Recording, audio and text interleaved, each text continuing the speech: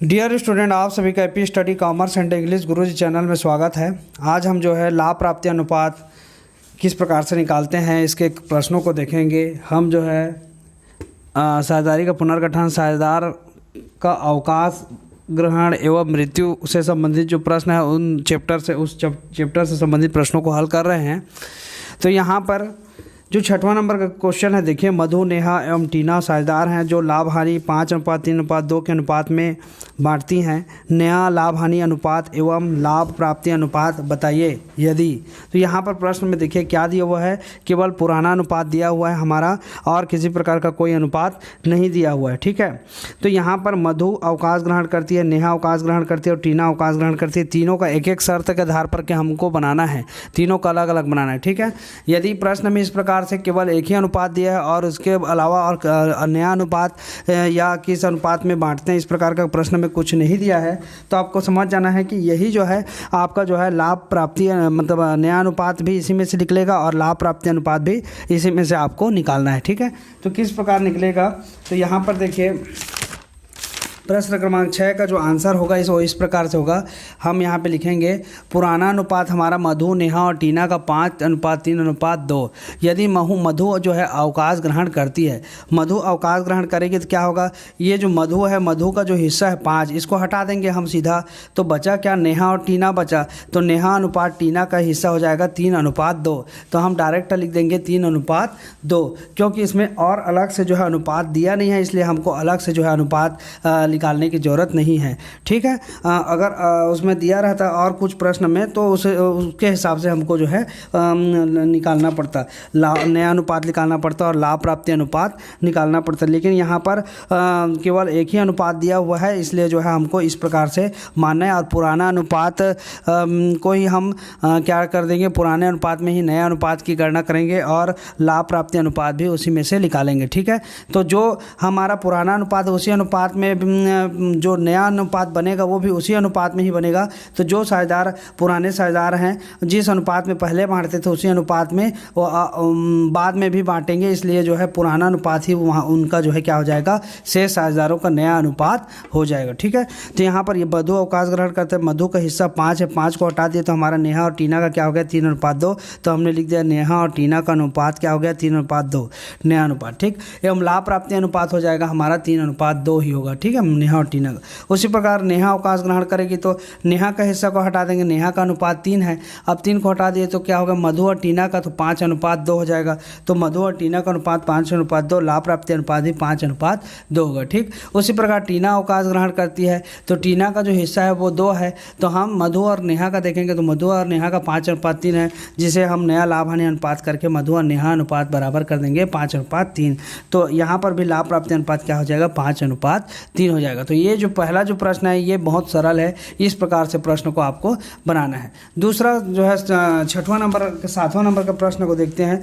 7वां number के प्रश्न में देखिए के एल और जेड साझेदार है, के एल जेड साझेदार है जो लाभ हानि 4:3:2 के अनुपात में बांटते हैं। एल अवकाश ग्रहण करता है, एल अपने भाग का 1/9 जो है के को समर्पित करता है। एल अपने भाग का 1/9 भाग किसको देता है, के को समर्पित करता है तथा शेष भाग जेड को समर्पित करता है। नए लाभ हानि एवं लाभ प्राप्ति अनुपात की गणना कीजिए। तो यहाँ पर क्या बताया है कि जेड जो है एल जो है अवकाश ग्रहण करता है, तो एल का हिस्सा कितना है, तो एल का हिस्सा देखिए के एल जेड, तो एल का हिस्सा 3 है, 3/4, 3 7 और 8 9, मतलब 3/9 हो गया है ना।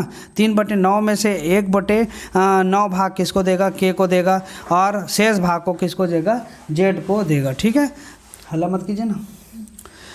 1/9 भाग किसको देगा, के को देगा, किसमें से 3/9 में से, है ना, और जेड को देगा उसके शेष भाग को। तो कैसे बनाएंगे इसको, प्रश्न को देखिए। हाँ, तो यहाँ पर और है क्या, प्रश्न में और कुछ नहीं दिया है। ठीक है, तो यहाँ पर देखिए हमने 6वां तो क्वेश्चन बना लिया। 7वां प्रश्न का हमको कैसे बनाना है, तो यहाँ पर नया लाभ हानि अनुपात की गणना करनी है सबसे पहले हमको। तो एल अपने भाग का 1/9 भाग किसको देगा, के को समर्पित करता है, के को देता है। एल अपने भाग का 1/9 भाग किसको देता है, के को देता है। तो क्या होगा, तो के को दे रहा है, तो एल का भाग कितना है, एल का भाग है हमारा, हम अनुपात निकाले हैं ना, कितना कितना लिखा था, एक तो लिखा था कितना, के एल और जेड था, के एल जेड अनुपात था 4 3 और 2 था, 4 3 और 2। तो एल का अनुपात कितना हो गया, 3 अनुपात हो गया। तो 3 बटे क्या लिख सकते हैं इसको, 3 4 3 7 8 9, मतलब 3 बटे 9 लिख सकते हैं। तो ये हमने लिख दिया 3 बटे 9। अब इस एल का जो भाग है वो 3 बटे 9 है। इस 9 का जो है हमको 1 बटे 9 भाग किसको देना है, के को समर्पित, मतलब के को। तो 3 बटे 9 का 1 बटे 9 भाग बराबर हो जाएगा, गुणा कर दिए, एक का है मतलब गुणा का चिन्ह है, तो 3 एकम 3 और 9 निया 81। इसको हम काटेंगे तो 3 एकम और 3 27 कितना हो जाएगा, 81 हो जाएगा। ठीक है, क्योंकि 3 एकम और 3 दूने 6 और बचा क्या 2, 3 सत्ते 21 करके, तो 1 बटे 27 आ गया। ये किसको समर्पित कर दी, ये भाग के को समर्पित कर दिया। ठीक, उसके बाद दूसरा देखिए, दूसरा क्या लिखा, एल अपने भाग का शेष भाग जेड को समर्पित करता है। एल अपने भाग का शेष भाग किसको, जेड को समर्पित करता है। तो एल का भाग कितना है, 3 बटे 9। एल का भाग कितना है, 3 बटे 9। अब 3 बटे 9 का 1 बटे 27 भाग, 3 बटे 9 का कौन सा भाग, 3 बटे 9 जो है किसका है, एल का है। एल का जो भाग है उसमें से हम क्या करेंगे, ये जो भाग है, देखिए प्रश्न में तो ये दिया है कि 1 बटे 9 भाग हम के को दिए, अब शेष भाग किसको दिए बोल रहा है, जो है जेड को दिए। तो शेष भाग कैसे निकालेंगे, तो इस 3 बटे 9 में से हम इस 1 बटे 27 को क्या कर देंगे, माइनस कर देंगे, क्योंकि इतना भाग हमने किसको दे दिया, के को दे दिया, इसलिए इस भाग को हम माइनस कर देंगे। तो 3 बटे 9 माइनस कर देंगे 1 बटे 27। ठीक, 3 बटे 9 माइनस 1 बटे 27, मतलब 3 बटे 9 में माइनस 1 बटे 27 करने जो शेष भाग है वो निकल जाएगा। तो यहाँ पर क्या करें, 3 बटे 9 माइनस 1 बटे 27 के, तो 9 और 27 का लघुत्तम समापवर्तक आएगा 27। अब 27 को 9 से भाग दीजिए, तो 9 2 18, 9 तिया और 3 आया, भागफल 3 को ऊपर वाले से गुणा करें, 3 तिया 9, और 27 का 27 से भाग देंगे तो 27 एक कम 1, मतलब 9 में, और माइनस का चिन्ह है इसलिए माइनस का चिन्ह है, तो 9 माइनस 1 बटे 27 बराबर कितना हो गया, 8 बटे 27 हो जाएगा। ठीक, तो ये समझ में आया ना, क्योंकि प्रश्न में दिया है कि एल अपने भाग का शेष भाग जेड को समर्पित करता है। तो पहले तो हम जिसको भाग दे रहे हैं, जैसे एल अपने भाग का 1 बटे 9 भाग के को दे रहा था, हम 1 बटे 9 भाग निकाल लिए के का, और फिर ये जो 1 बटे 27 आया के का जो भाग है उसको माइनस कर दिए, 3 बटे 9 में से एल का जो भाग था उसमें से हमने माइनस कर दिया, तो शेष भाग आ गया उसका। ठीक, अब हम के का नया अनुपात ज्ञात करेंगे, तो के का नया अनुपात बराबर हो पुराना अनुपात प्लस प्राप्त भाग या लाभ प्राप्ति भाग। ठीक है, तो यहाँ पर प्राप्त भाग कितना है, तो 4 बटे 9 पुराना अनुपात है किसका, के का, यहाँ से पता चल जाएगा के का 4 है ना, तो 4 बटे 9 हो जाएगा, प्लस 1 बटे 27 यहाँ से ले लिए, 1 बटे 27 यहाँ से के का जो हिस्सा है वो यहाँ से निकल गया 1 बटे 27, तो 4 बटे 9 प्लस 1 बटे 27 कर दिया, कितना आ गया 12 धन 1 बटे 27, क्या 9 और 27 का लघुत्तम 27, और वैसे ही भाग दे दिए 27 को 9 2 18, 9 तिया और 3 चौक 12, प्लस ये 27 से कम 1। ठीक, तो 12 1 13 बटे 27 हो गया। ठीक, उसी प्रकार जेड का जो नया अनुपात है वह है 2 बटे 9। जेड का नया अनुपात क्या होगा, तो पुराना अनुपात हमको जोड़ना है, पुराना अनुपात है जेड का 2 बटे 9 होगा, 2 बटे 9 हमने लिख दिया, प्लस एल से जेड को कितना मिला, 8 बटे 27 मिला, तो हम जोड़ दिया 8 बटे 27। अब दोनों का लघुत्तम समवर्तक 27, 9 2 18, 9 तिया 3 दूने 6, प्लस 27 से कम और 1 8 8, 6 8 कितना हो गया 14 बटे 27। ठीक, इस प्रकार जो नया अनुपात बना वो 13 अनुपात 14, क्योंकि 13 यहाँ पर है के का, ये 13 और 14 जो है यहाँ पर है, तो 13 अनुपात 14 हो गया दो नया अनुपात। ठीक, अब हम निकालेंगे लाभ प्राप्ति की गणना। क्या निकालेंगे, लाभ प्राप्ति अनुपात की गणना। तो वहाँ पर कैसे निकलेगा, तो लाभ प्राप्ति अनुपात बराबर होता है नया अनुपात माइनस पुराना अनुपात। तो हम जो है नया अनुपात भी ज्ञात कर लिए और पुराना अनुपात भी ज्ञात कर लिए, तो उसके आधार पर हम जो है लाभ प्राप्ति अनुपात की गणना कर सकते हैं। तो देखिए के का क्या हो जाएगा, के का जो नया अनुपात है वह है 13 यहाँ पर से निकालें 13 बटे 27, तो हमने लिख दिया 13 बटे 27। पुराना अनुपात हमारा 4 बटे 9 कहाँ पर से मिला, तो पुराना अनुपात आप यहाँ पर से देख सकते हैं, पुराना अनुपात 4 बटे 9 हो जाएगा। ठीक, 4 बटे 9 लिख सकते हैं, तो यहाँ पर हमने लिख दिया 4 बटे 9। तो 13 बटे 27 माइनस 4 बटे 9, क्योंकि पुराना नया अनुपात माइनस पुराना अनुपात, यहाँ पर नया अनुपात ये है और माइनस कर दिए 4 बटे 9 कर दिए। अब 9 और 27 का लघुत्तम समवर्तक 27 आया। अब 27 एक 27 को भाग देंगे तो 1 1 13 13 और 9 को 9 2 8 9 तिया और 3 चौक 12, तो 13 में 12 गया कितना 1/27। उसी प्रकार जेड का कर दिए तो जेड का नया अनुपात यहाँ पर निकाले हम 14/27, तो 14/27 पुराना अनुपात 2/9, यहाँ से लीजिए 2 है, ये देखिए 2 है जेड का, तो 2/9 हो जाएगा। तो 2/9 बराबर क्या हो जाएगा 27 और 9 का लघुत्तम समवर्तक 27 आ गया। अब 27 को 27 से भाग देंगे तो 1 आएगा, 1 को ऊपर वाले से गुणा किया तो 14 एकम 14 हो गया। अब 9 आया, 9 तिया 3 आया, 3 को ऊपर वाले से गुणा 3 दूने 6, मतलब 8 बटे क्या हो जाएगा 27 हो जाएगा। ठीक, तो ये हो गया क्या अनुपात आया 1 अनुपात जो है क्या आ गया 8 आएगा। इसको हमने यहाँ पर लिख दिया है 1:8, या इस प्रकार से लिख सकते हैं 1/27 अनुपात 8/27, इस प्रकार से भी आप इसको लिख सकते हैं। ठीक, तो ये हो गया दूसरा क्वेश्चन, सातवां क्वेश्चन का आंसर इस प्रकार से बनेगा आपका। फिर है नेक्स्ट जो है प्रश्न है वो है RSM जो लाभ हानि 2/5 अनुपात 2/5 और 1/5 में बढ़ते हैं। एम व्यापार से अलग होने का निर्णय लेता है। एम क्या करता है, व्यापार से अलग होने का निर्णय लेता है और उसके हिस्से को आर और में एस, है ना, यहाँ पे में को हटा दीजिए, आर और एस में 1:2 के अनुपात में बांट लेते हैं। नया लाभ हानि अनुपात एवं लाभ हानि प्राप्ति अनुपात की गणना, तो नया लाभ हानि अनुपात मतलब नया अनुपात ज्ञात करना है और लाभ प्राप्ति अनुपात की भी गणना करनी है, हमको 2 चीज़ों की गणना करनी है। ठीक है, तो हम चलिए देखते हैं कि इस प्रकार से इसको बनाना है। तो 8वां नंबर का जो क्वेश्चन है वो है, देखिए नया अनुपात की गणना करना है, तो हम लिख देते हैं नया अनुपात की गणना। RSM का अनुपात क्या हो गया 2/5 अनुपात 2/5 अनुपात 1/5, मतलब R का 2/5, S का 2/5 और M का 1/5। ठीक, अब M के 1/5 भाग को R और S द्वारा 1:2 के अनुपात में बांट लिया जाता है। प्रश्न में दिया हुआ है कि M का जो हिस्सा है उसको R और S 1:2 अनुपात में बांट लेते हैं बोल रहा है, तो उसी को हमने लिख दिया है यहाँ पर कि M का 1/5 भाग को R और S 1:2 के अनुपात में बांट लिया जाता है, के द्वारा जो है बांट लिया जाता है। तो R को प्राप्त M के भाग में से R को प्राप्त होगा, M का जो भाग है उसमें से कितना प्राप्त होगा, तो M का भाग है वो 1/5 है।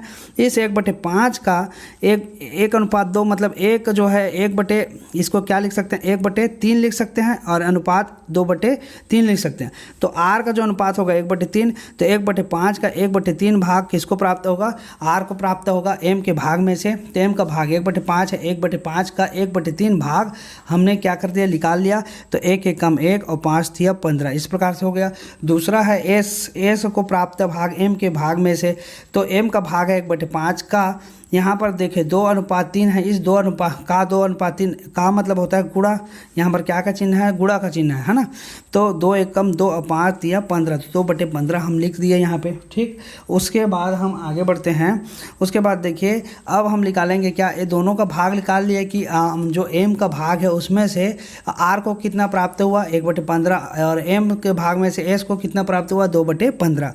अब हम देखते हैं ये R का नया अनुपात, किसका R का नया अनुपात, R का नया अनुपात बराबर होता है पुराना अनुपात प्लस नया प्राप्त अनुपात, पुराना अनुपात प्लस प्राप्त अनुपात। ठीक है, तो पुराना अनुपात हमारा कितना है, तो पुराना अनुपात हमारा है यहाँ पर से देखिए 2/5, हमने यहाँ पे लिख दिया 2/5। R का जो पुराना अनुपात है वो 2/5 हमने लिख दिया, प्लस R का जो प्राप्त भाग है किससे M से प्राप्त हुआ कि R को कितना 1/15, तो हम उसको जोड़ देंगे प्लस कर देंगे 1/15, तो पुराना अनुपात प्लस प्राप्त अनुपात, तो 2/5 धन 1/15, तो 15 और 5 का लघुत्तम समवर्तक कितना आएगा 15 आएगा। अब 5 धन या ऋण रहेगा तो हम लघुत्तम समवर्तक लेंगे। ठीक है, गुणा रहेगा तो हम डायरेक्ट गुणा कर देंगे, तो 5 तिया और 3 आया, 3 दूने 6, 15 को 15 से भाग देंगे तो 15 एकम 1 एकम 1 बराबर 6 धन 1 बराबर क्या हो जाएगा 7 हो जाएगा, क्योंकि यहाँ पे प्लस का चिन्ह इसलिए प्लस का चिन्ह लगाए, 6 और 1 को जोड़ दिए तो कितना 7/15। ठीक, तो 7/15 हो गया। ठीक है, इस प्रकार से बनेगा। उसके बाद S का नया अनुपात ज्ञात करेंगे। S का नया अनुपात में भी ठीक उसी प्रकार से S का भी नया अनुपात कितना होगा, देखिए 2/5 जो पुराना अनुपात है इसका, तो हमने यहाँ पे लिख दिया 2/5। अब प्लस कर देंगे 2/15, कहाँ से आया, तो S को प्राप्त m के भाग से, तो ये 2/15 प्राप्त हुआ, तो 2/5 धन 2/15 कर दिए, तो 15 को लघुत्तम समवर्तक लिए, 5 और 15 को लघुत्तम समवर्तक 15 आएगा।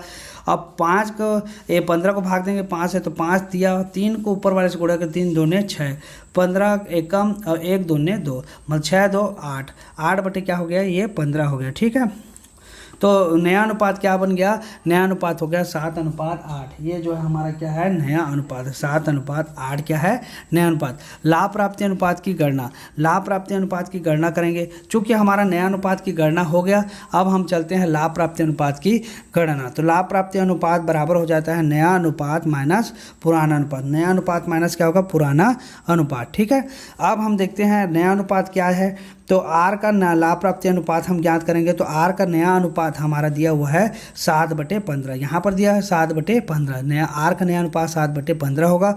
यहाँ पर भी, यहाँ पर से भी ले सकते हैं। तो 7/15 माइनस पुराना अनुपात यहाँ पर से ले लेते हैं, ऊपर में लिखा है 2/5। आर का 2/5, एस का 2/5 और एम का 1/5।